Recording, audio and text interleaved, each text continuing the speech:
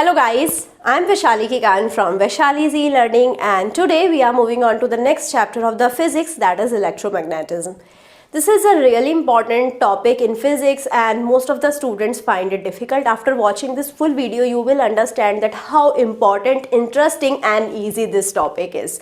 So we are going to start our discussion with the magnetism concept, how it started, what are the different properties of a magnet. We all have seen magnets in our lives. Magnets are the substances that are attracting iron like objects, right? So which magnet is going to attract with a more power and which magnet is having less attraction force, that is denoted by some properties of the magnet. So we are going to talk in detail about the various properties of the magnet, right? Then we will move towards the concept of electromagnetism, which is a very important concept. We are going to use this electromagnetism concept in the various application. We are currently using electromagnetism concept in our daily lives. Where we are using it, we are going to talk in detail. So let's start our discussion with the magnetism, how this word came into existence, why we are calling magnet a magnet only. This is a very big question. So it all started in 600 BC, where Greeks discovered a substance. It was an iron ore which was called lodestone. This lodestone was actually, it's an iron ore, and it was found near a place which was Magnesia.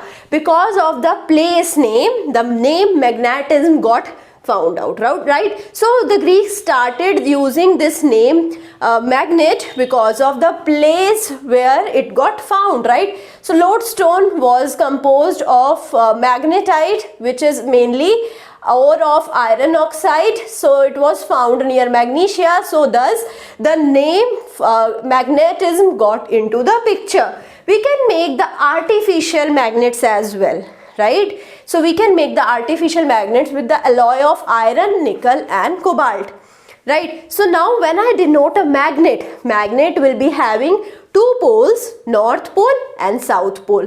What is a pole? Pole is an area of concentrated magnetic force, the area where we have most of the force applied on the magnet.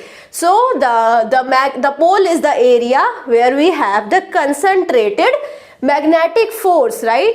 So if I see a magnet, the most of the concentrated magnetic force would be at the poles. Now we have two poles on the magnet. Each of one of the magnet will be having two poles, the north pole and the south pole. So the north pole is that end of the magnet that seeks the northerly direction. The pole, if I freely rotate a magnet, right? This is a magnet, let's suppose if I have tied this to a thread, and now if I freely rotate it, this will align in a particular direction. Let's suppose this direction is north, this direction is south. So this, let's suppose this, after moving freely, this came into rest like this, right? So now this was north direction, so this is north pole. This is south direction, so this pole is south pole. So the direction, the pole that is seeking the northerly direction is my north pole. South pole, the end of the magnet that seeks the southerly direction, that is my south pole. Now we have some laws for the magnetic poles. Now let's understand these laws in detail. First is opposite magnetic poles will attract each other and similar magnetic poles will repel each other. So if I have north pole coming to the north pole of the magnet, they will repel each other. You must have seen that if you have two magnets, sometimes these two magnets attract each other. If you rotate it then you try to bring them close, these will repel each other. So what will happen, that if you have the opposite poles, then the magnets will attract. If the same poles are aligned at a different position, if you make them close, so these will repel. So the similar magnetic poles will repel, opposite magnetic poles will attract. Magnetic field of force. What is magnetic field of force? It is the space around a magnet in which magnetic force are exerted, right? So now let's suppose this is a magnet, right? And this is an iron nail. So this iron nail was placed initially over here, right? So when the iron nail was placed over here, there was no attraction force applied by this magnet on this iron nail. But now if I place this iron nail over here, again here also this magnet is not placing any attractive forces on this iron nail.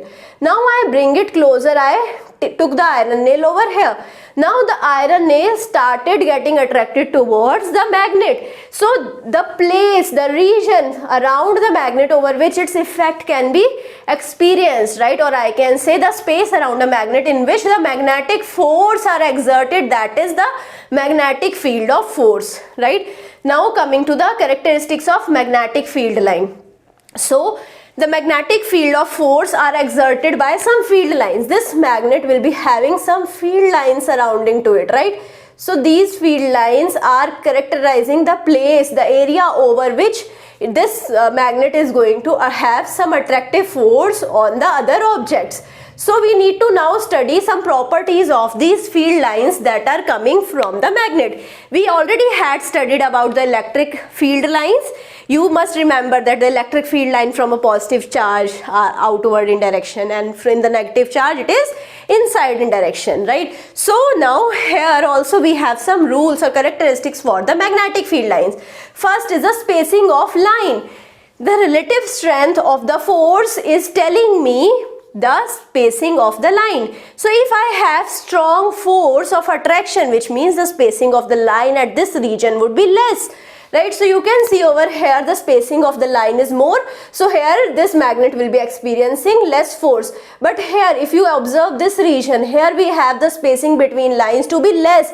So at this region the force exerted by this magnet is very high, right? So spacing of line will tell me the relative strength of the force. If we have the closer lines, so it will be exerting more force.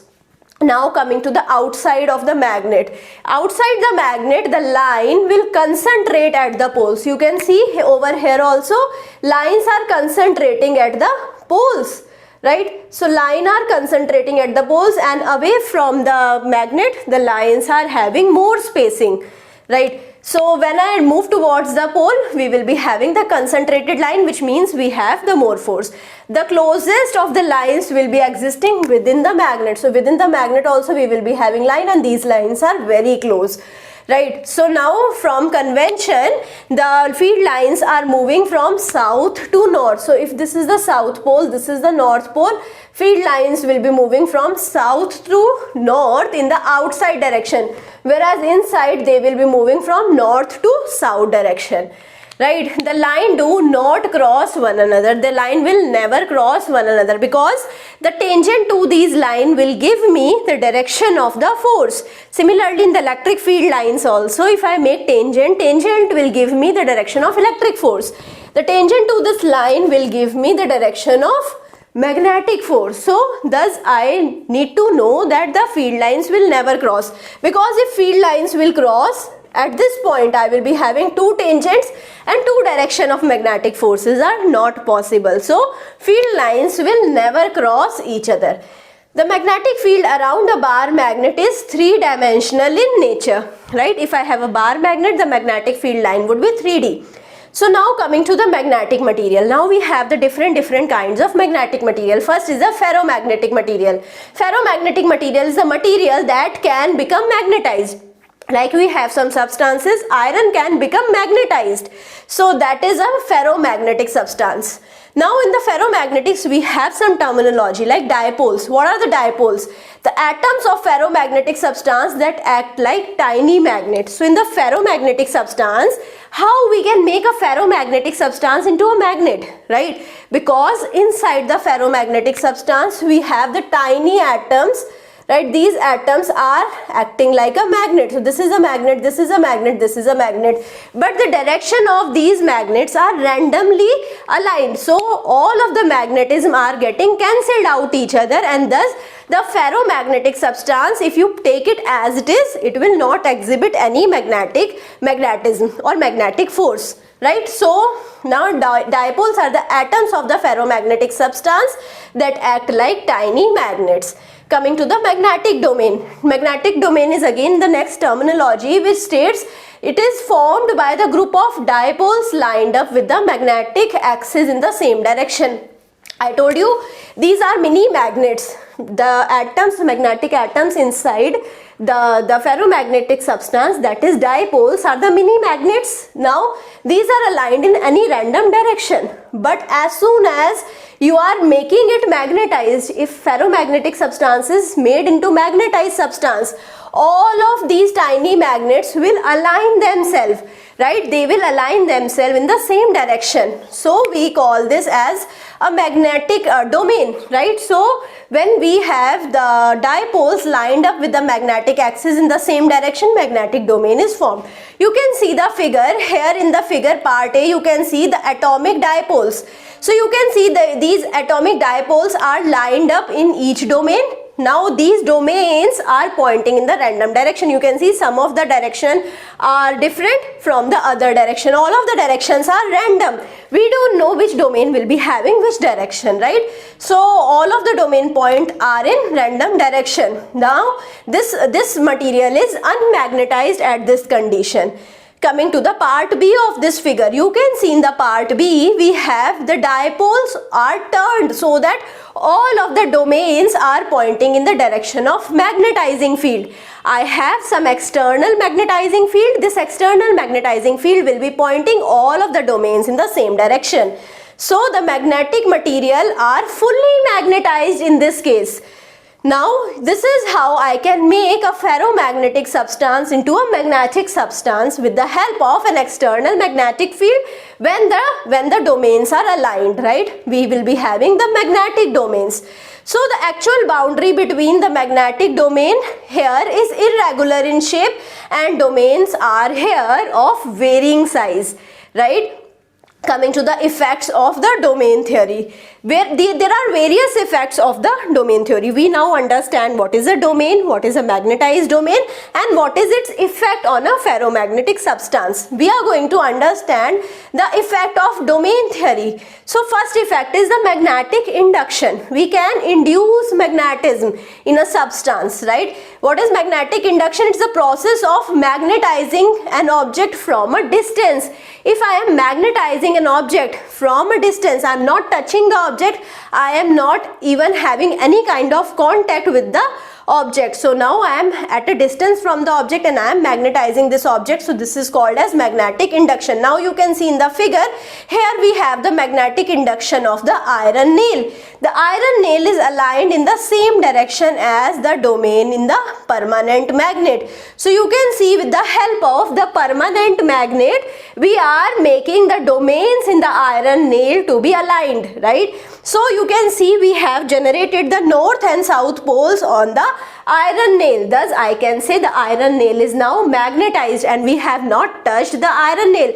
We have not put the permanent magnet in contact with the iron nail. So the permanent magnet is placed at a distance apart from the iron nail and thus it is inducing magnetism in the iron nail. Now we have two types of iron. Soft iron will lose magnetism as the magnet move away. So let's suppose this iron nail will losing the magnetism. Now iron nail is magnetized when the permanent magnet is near to it. Now I am removing this permanent magnet and as soon as I remove the permanent magnet, this iron nail become unmagnetized. So this is a soft iron. The material would be soft iron. It loses the magnetism as magnet moves away. The hard iron would be the iron which retains magnetism even when we are moving the permanent magnet away. Once it gets magnetized, it will remain magnetized even the permanent magnet when it is not near this material. So soft iron and hard iron has nothing to do with the hardness of this iron.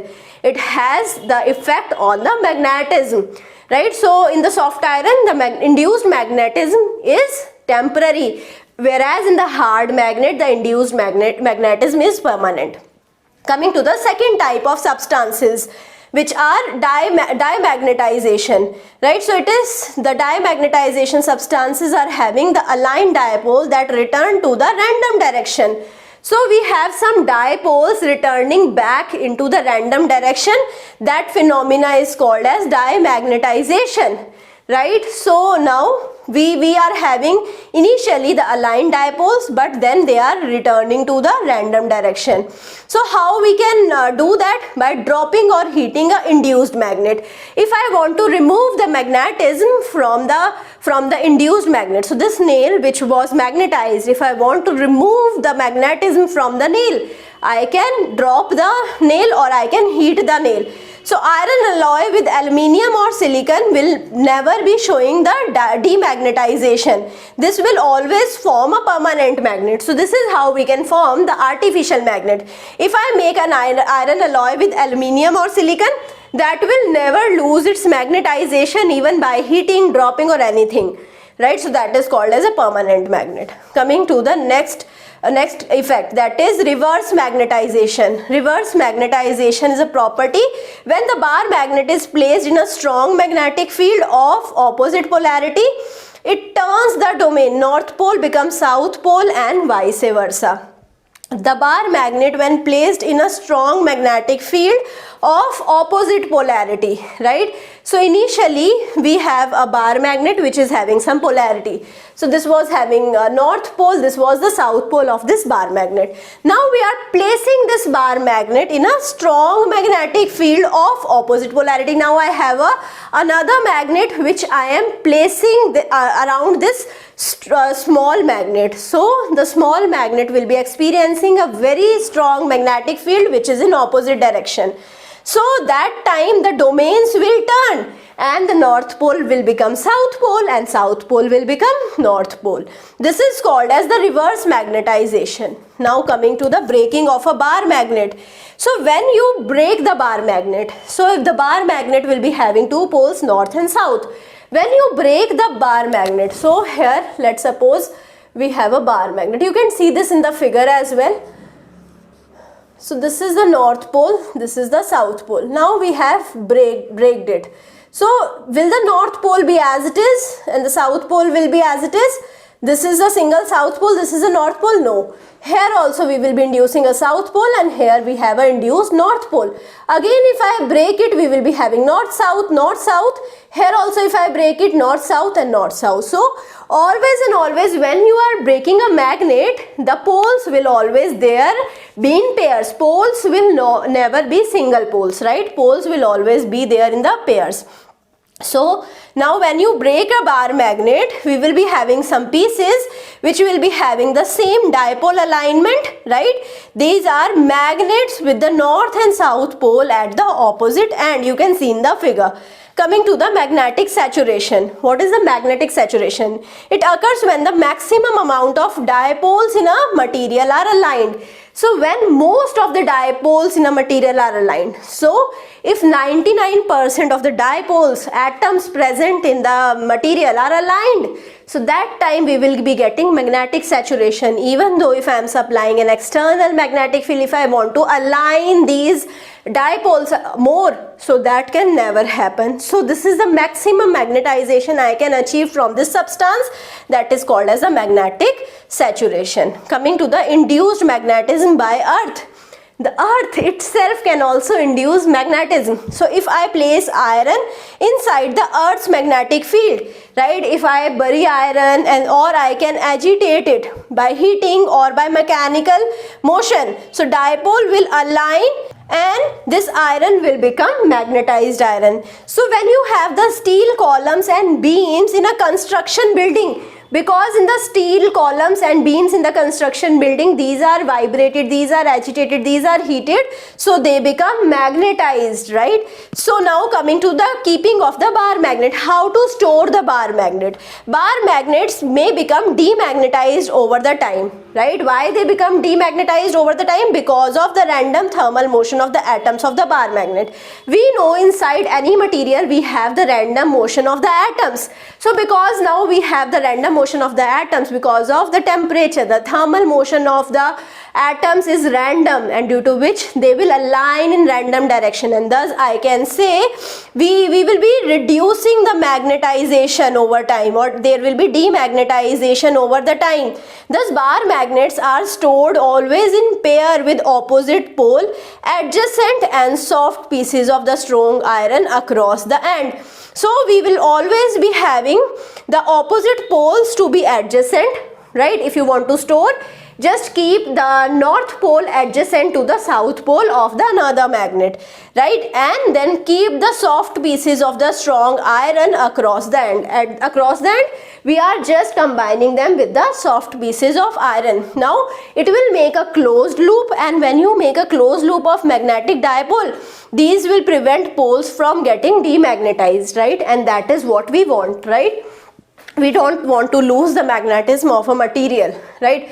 Now Oersted, he was a teacher, he was teaching some concept, and during he was teaching a concept related to the electricity, he found some discovery, he found a very unique phenomena which was termed as a Oersted's experiment, right? So Oersted's discovery was done during his class, where he was in a lab and he was teaching his student about the effect of current, and we had a magnetized needle placed near to this wire which was carrying the current. So you can see the figure here. We have the compass needle which is placed just below a wire. It is having perpendicular position to the wire while the current was flowing through the wire.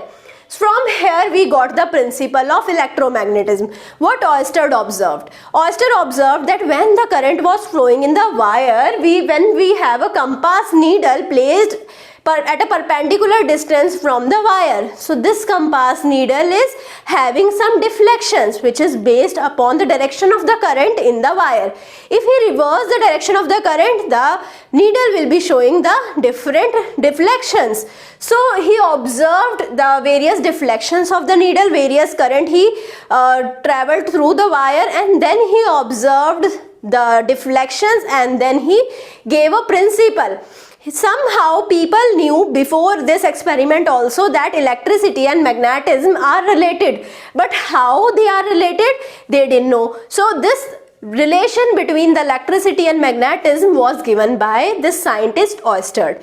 He gave a principle of electromagnetism. Now you can see over here I have combined the two terms, electricity and magnetism, and this new word became now electromagnetism. So he gave the principle of electromagnetism because he observed when the current was flowing in the wire, the deflections are present in the magnetic compass needle. So obviously current has to do something with the magnetism, or in reverse I can say magnetism is also having something to do with the current. So according to the principle of electromagnetism, when electric current moves through a conductor, a magnetic field is created in the region around the conductor. If this is a conductor, current is flowing through this conductor. Around this conductor we will be having a magnetic region, right? So you can see in the figure we have the field around a long straight current carrying conductor which is 3D in nature. So maybe in the later classes you guys will be learning about the various types of magnetic fields when we have the different types of conductor. So you can see in the figure we have the field around a long straight current carrying conductor which is 3D in nature, right? So magnetic field is 3D in nature. If this is a conductor, magnetic field will be in 3D direction. You can see the next figure over here. We have the right hand thumb rule for the straight conductor. Now what is the right hand thumb rule? According to the right hand thumb rule for a straight conductor, if you held a straight conductor in the right hand with the right thumb pointing in the direction of the electric current, the curled finger will point in the direction of the magnetic field lines. So this is my straight conductor, this is my right hand. Now I have to hold this conductor in my right hand. If the current is moving in the upward direction, I have to make my thumb moving in the upward direction, and the curl of the finger will tell me that in which direction the magnetic field lines are pointing. So field lines are pointing like this. If my current is moving in the downward direction, I have to make my thumb in the downward direction and I have to curl my finger. So you can see my fingers are rotated like this. So you can see one time I have a clockwise magnetic field and the other time we have a anti-clockwise magnetic field. So this is my right hand thumb rule for the conductor.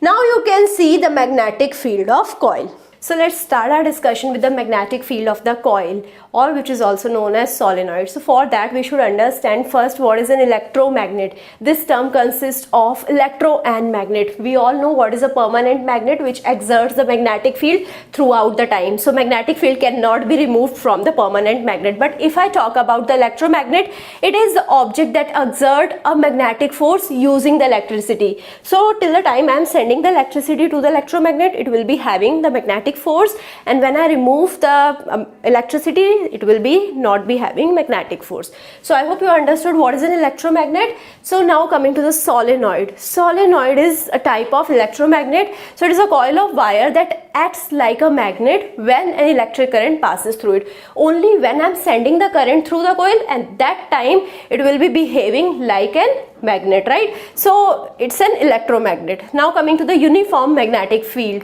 So magnetic field that has same strength and act in same direction at all of the points. So this magnetic field will be having exactly the same strength and same direction at all of the points. If I talk about the magnetic field inside this solenoid, so at any point inside the solenoid we will be having uniform magnetic field, same strength, same direction, right? Now coming to the right hand thumb rule for the coil. So if this is my coil, right, so in the current is passing through this direction, so current is passing like this, right? So now what I have to do, I have to take my right hand and I have to find out the direction of the magnetic field. If I take my right hand, if I fold the fingers in the direction of the current, so current is moving like this, so current is moving like this, I will be folding my fingers in the direction of the current. Now thumb represents the direction of the magnetic field. So here the current is moving like this, so thumb represents the direction of magnetic field, which is outward, right? So this is a bar magnet and these are the field lines of the bar magnet, right? So now the solenoid is resembling the bar magnet, right? So the field lines for the solenoid is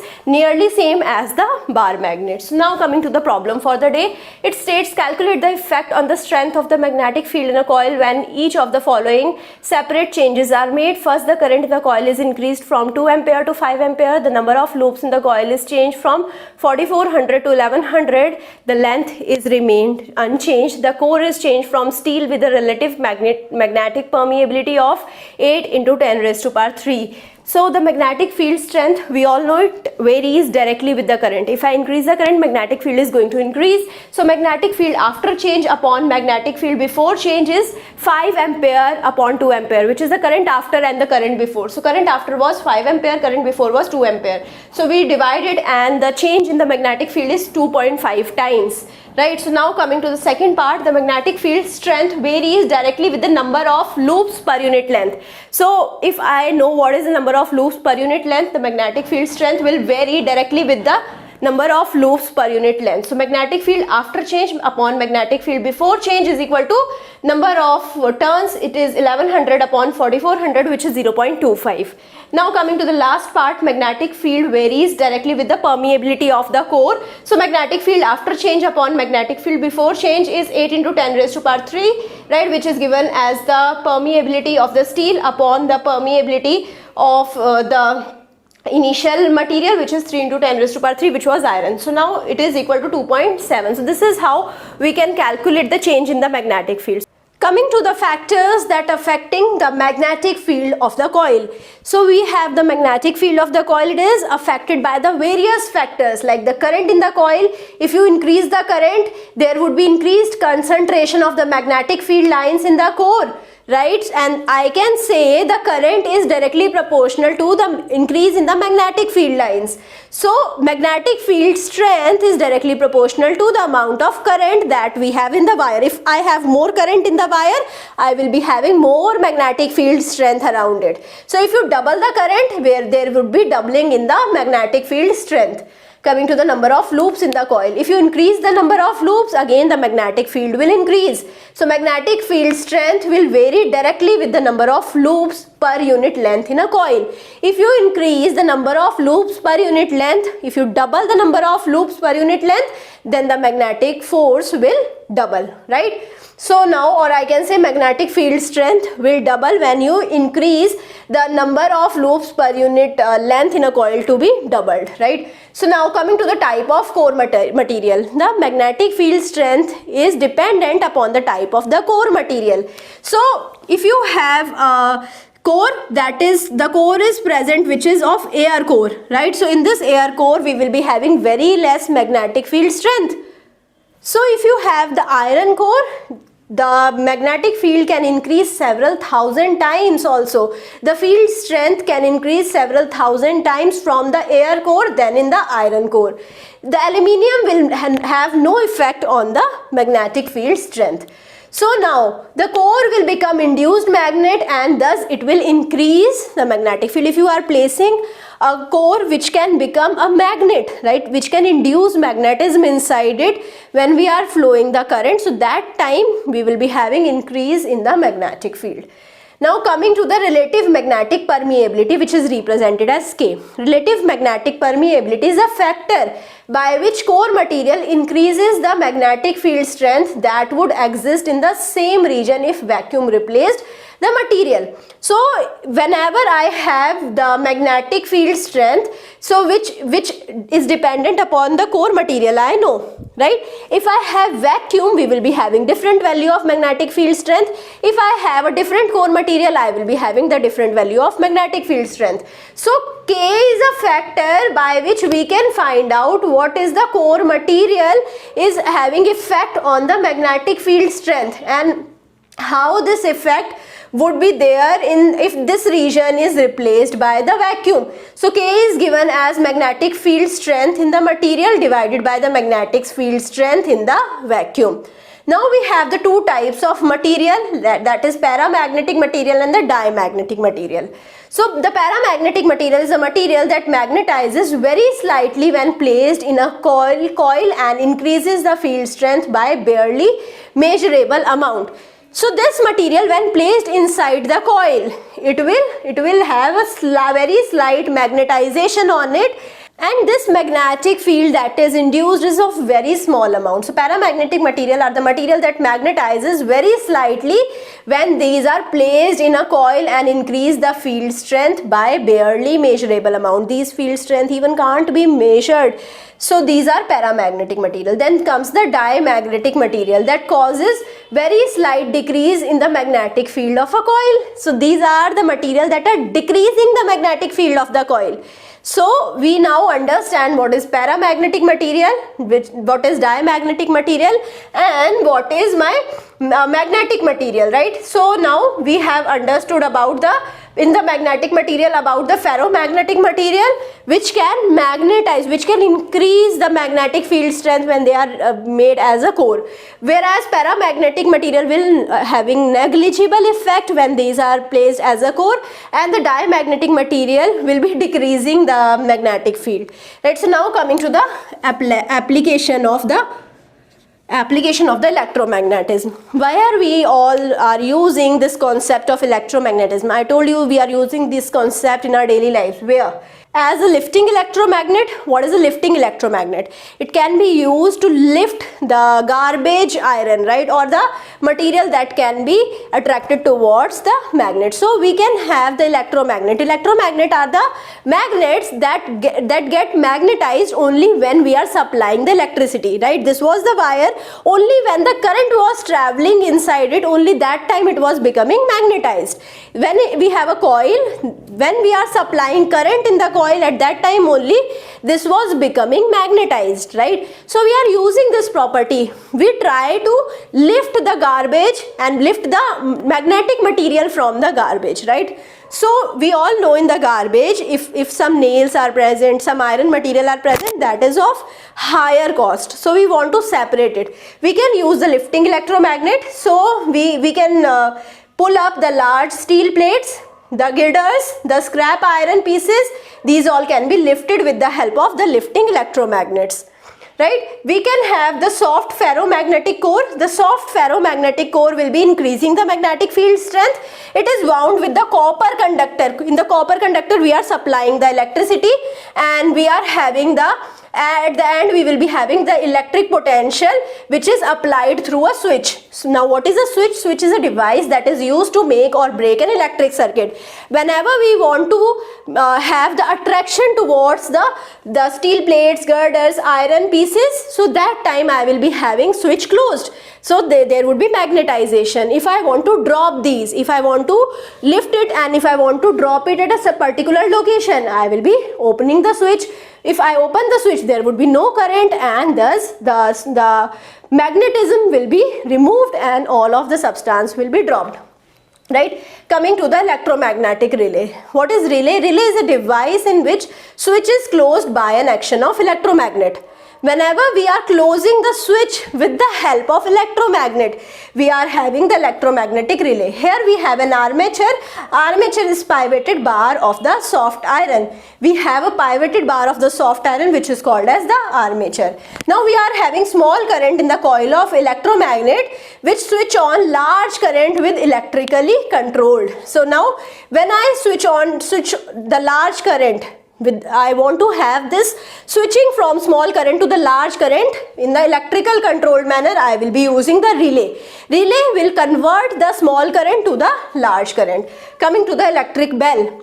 Electric bell will be having a small hammer which is attached to the armature. What was armature? It was a pivoted bar of soft iron. Now when I have the armature which is vibrated several times a second when we have the electricity or magnetism applied, so the armature will vibrate and thus we have the hammer, small hammer attached to it. This will also vibrate and it will strike a metal bell, and thus we will be having a sound coming from the bell.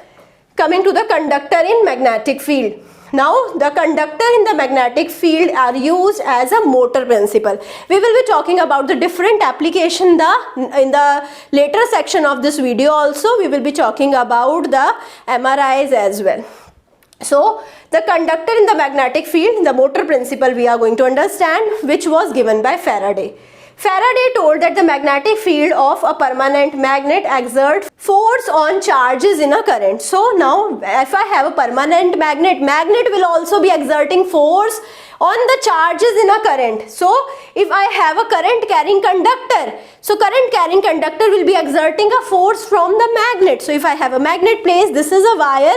Because of this magnet, this wire, if it is having the current flowing into it, it will be experiencing some force. This observation was given by Faraday. You can see the figure here. We can see the determining of the force on the electric conductor in the magnetic field. How we can determine how much force is there on this electric conductor? So first of all, we have to see the magnetic field of the permanent magnet. We will be seeing what is the magnetic field that we have, right? Then we should see what is the magnetic field of the current carrying conductor. So there is some magnetic field around this current carrying conductor also. This magnetic field will be having some interaction with the external magnetic field, and thus we observe some force. So we need to calculate what are these two magnetic field. Then we will be seeing what is the shape of the magnetic field when both A and B are superimposed, right? When the magnetic field of permanent magnet and the magnetic field of the conductor are superimposed, what is the resultant magnetic field? Then we have to see the direction of force on the conductor. This would always be away from the region of concentrated field line. Whenever we have a concentrated field lines, it would be always away from the region. Coming to the motor principle. What is a motor principle? According to this, current carrying conductor cutting across external magnetic field lines will experience a force. Whenever we have the external magnetic field, current carrying conductor will experience a force which is perpendicular to the magnetic field and this direction of electric current, right? So this force would always in a perpendicular direction both to the magnetic field as well as direction of the current that is flowing through it. So the magnitude of the force depend upon the magnitude of the external field as well as current and the angle between conductor and the magnetic field. So this force that is applied on this conductor when an external magnetic field is there, it depends upon three things. First is the amount of current that is passing, the amount of magnetic field, external magnetic field, and the angle between conductor and magnetic field. What is the angle between this conductor and the magnetic field? Coming to the right hand thumb rule for motor principle. According to this, finger of the open right hand, here you have the finger of the open right hand. it will be showing the direction of the external magnetic field. If the external magnetic field is like this, you can put your fingers like this. Thumb will be showing the direction of the current. If I am placing thumb like this, if the current is moving upward, I will be placing thumb like this. If the current is moving like this, I will be placing thumb like this. If the current is moving like this, I will be placing thumb like this. So you have to place thumb in the direction of the current. Then the direction, the force is given by the direction of the palm. So here you can see my palm is facing in the downward direction. So downward direction would be the direction of force. You can see the figure here. We have the long parallel wire. A represents the opposite electric current, right? So when I have the opposite electric current in these wires, right, you can see we have the two long wires and we have connected them with the electricity. So when we are flowing current in these two wires, we will be having flow of current, we will be having flow of induced magnetism.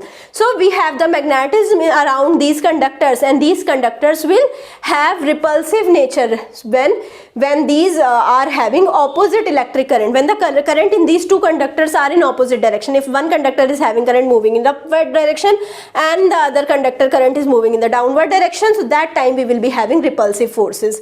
If I have same direction electric current, then we will be having attractive forces. Coming to the application of motor principle. For the first application of the motor principle is moving coil loudspeaker. So we have a moving coil loudspeaker where we have a movable coil. Movable coil is attached to the sound cone and placed over the central shaft of the tabular permanent magnet. So we have a movable coil which is attached to the sound core and it is placed upon the central shaft of the permanent magnet. Now magnetic field lines will run radically from the outer tabular magnet to central shaft. So from the outer magnet it is running to the central shaft, and thus we have the electric current which runs through the voice coil in the magnet field perpendicular to it, and thus we can have the action of the loudspeaker. So when I have a moving coil, with the help of moving coil we generate the current, and this will be giving the amplification to the voice. So I hope you understood this. Now we will be talking about the next application. So what is a galvanometer? Galvanometer is a delicate device which is going to measure the magnitude as well as the direction of small electric current. Even if I have very small electric current, it is going to measure the magnitude as well as direction of it. So here we will be using a moving coil, and this is the reason it is called the moving coil galvanometer. The moving coil is wound around a light frame that is surrounding a fixed iron core. So here I will be using a light frame and which is having a iron core, right? So the iron core, why we are using the iron core? Because it is going to increase the magnitude of the magnetic field, right? We all know iron is going to increase the magnitude of the magnetic field, and it is going to cause the larger force on the movable coil so that it going to deflect, right? The current rotates the coil, so whenever we are passing the current, it is going to rotate the coil, and the direction depends upon the direction of the electric current. So now here we will be having a spring which is going to limit the rotation. So spring is going to give me the balancing force, right? Current is going to move the coil, spring is going to balance it, right? And we will be having an attached needle to it, right? So the attached needle is going to indicate the amount of current with the help of the calibrated scale, right? So the north pole of the coil is attracted to the south pole of the permanent magnet, and it is repelled by the north pole, right? So now in the front and back of the coil, we will not be experiencing any force because the magnetic field lines are parallel over here. But if I talk about sides, it is going to experience force because of the permanent magnetic field, and the coil is going to turn due to this, right? And the amount of turn depends upon the amount of current, as I already told you. So 0 is at the center. The needle can be deflected in both sides of the 0, and it measures the current in both directions. Depending upon the direction of the current, the needle is going to move away from the 0. Now what is the full scale deflection? The pointer moves completely across the scale. It is called the full scale deflection, and we have to avoid this condition so as to protect our galvanometer from getting damaged. It can be used as a voltmeter. So the galvanometer connected in series with a high resistance, which is also known as a multiplier resistance. So it can be used as a voltmeter when we have a series high resistance connected to it, right? So now voltmeter is connected in parallel. Now if I talk about the ammeter, Now in the ammeter, galvanometer is having a connection which is a parallel connection with the low resistance, and the ammeter is connected in series. So when a high resistance and the galvanometer is connected in parallel, so it is going to limit the amount of current, right? Because here we have a high resistance, it is going to limit the amount of current. We have a parallel low resistance, a high current can pass through it and it can be used as an ammeter. So I hope you understood all of the things that I have discussed. Thank you so much.